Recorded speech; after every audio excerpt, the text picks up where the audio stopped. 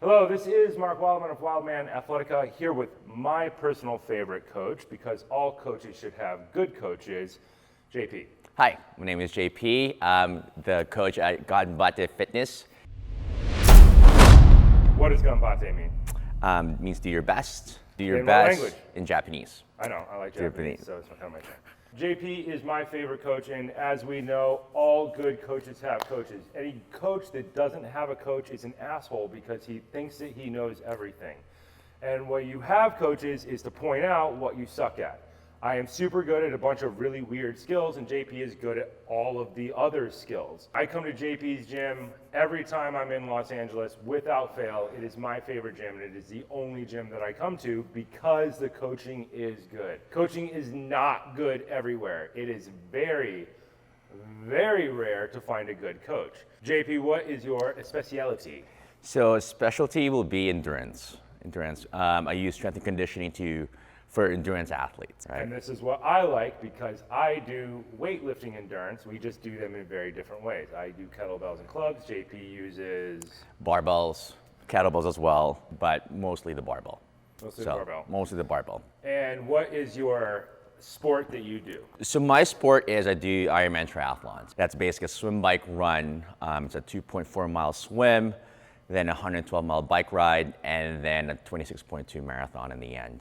So basically, it's the hardest possible endurance skill that I can think of. How Right. long does an Ironman triathlon last? There's a time cap for 17 hours for an Ironman.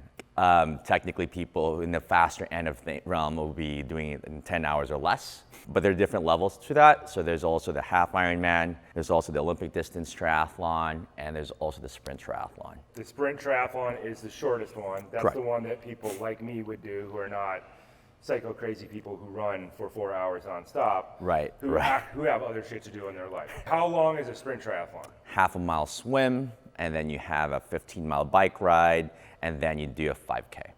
And then after that, you have an Olympic distance, which goes for 0.9 miles to a 26-mile bike ride to a 10K in the end. How long does a sprint triathlon average time take for an intermediate level athlete? So you're looking at about like 2 hours. How about for Olympic?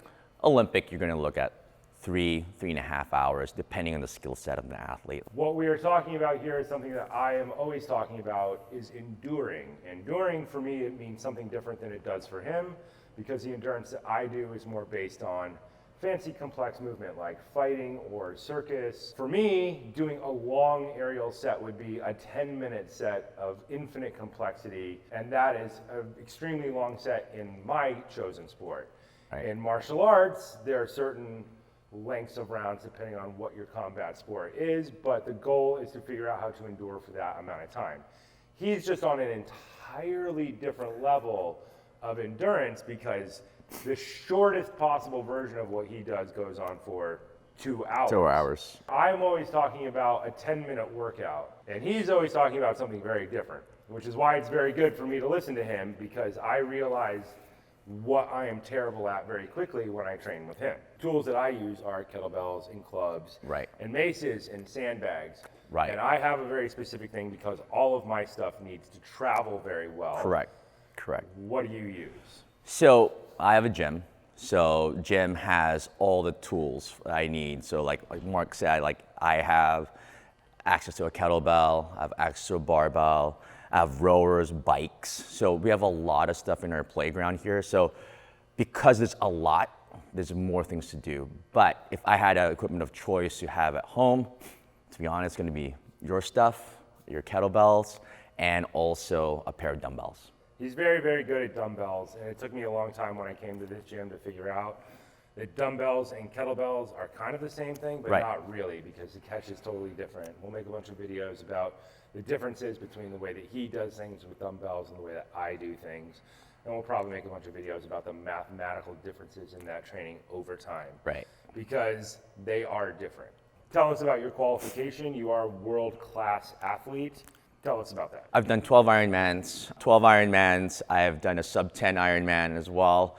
What is a sub-10 Ironman, just to explain that to people? Because I know what it means, and it's crazy. Right. That's basically the top 1 or 2% of Ironman athletes. So you're like in On the On the actual race, or like in everyone, you know, On races? the surface of the planet is the part that he's leaving out. Top 1 or 2% of athletes. Competitive on the age group surface. athletes. Competitive age group athletes. On the surface of the planet. Every time I get my card, I'm like, you're at the top 1%. So tell them what a card means in your sport, because it's very specific Gotcha. and it's insanely hard to get. Gotcha. So yeah, so basically it's a point system, right? How do you rank in each race?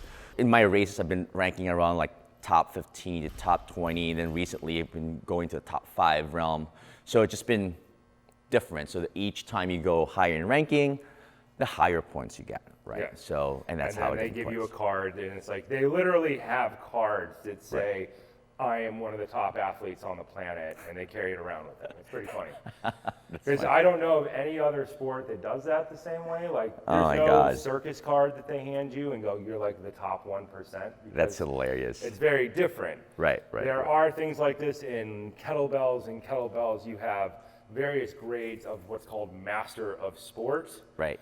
And getting one of those is also insanely difficult. So Right. I know some masters of sport, and if you were in the Russian system, then you would also qualify as a master of sport. The ranking is very different, but super high ranked athlete. You were what, top 10 last year, the year before? So yeah, last year I was able to qualify for Worlds for New Zealand. I raced in Arizona, made it top 5. So that was great. That was one of the highlights of my racing. And then another highlight of this gym actually is we produce a lot of Boston marathoners. So what that is you need to be at a certain time for your age group to qualify for Boston, which is the biggest marathon ran on the planet. Yep. This gym produces a lot of high-level athletes in that way. Part of the reason I'm here is because I suck at running. I've had 3 knee surgeries. I'm not very good at it, so I come here in order to get better at the thing that I suck at. And it's always soul-crushing and hard, but that's the whole point of training. If training isn't pushing you in some way, then there's kind of no reason to do it. The way that they push at this gym is very unique. I've never seen a gym that pushes the way that this gym does. They do this thing called EWOD here, endurance Workout of the day. Right. And you always think that you're in good shape until you come to your first EWOD, and then you realize that you're not nearly as endurant as you believe you are. I have changed my training. My whole 30-minute of kettlebell nonstop idea is to try and survive this guy's EWOD classes, because the 10-minute sets that are normally done in kettlebells are awesome if you have a limited amount of time. But at a certain point, you're going to have to start pushing beyond that in order to get different physiological benefits over time and different psychological benefits, which is really the real thing. When I first came to this gym, the psychological adaptation for me was generally terrible, and he heard a lot about it because he would always hear me screaming in the back, who wrote this program and why do they hate us so much? And I've learned to love it, because what you need is a coach to push you. You need a good coach who understands what they are doing, and they have to have a reason why they are doing it. So JP, I can always come to JP and be like, why is this so psychotic? And he has a very good explanation for it every time, which is the point. We're gonna make a series of videos with JP where we're gonna talk about different aspects of training, because his nerd math is different than my nerd math. Definitely. And the more forms of nerd math that you understand, just the more effective athlete you can be. The goal of training is to eventually become your own coach, because there aren't a lot of coaches like this on the surface of the planet, and most coaches don't really have a plan.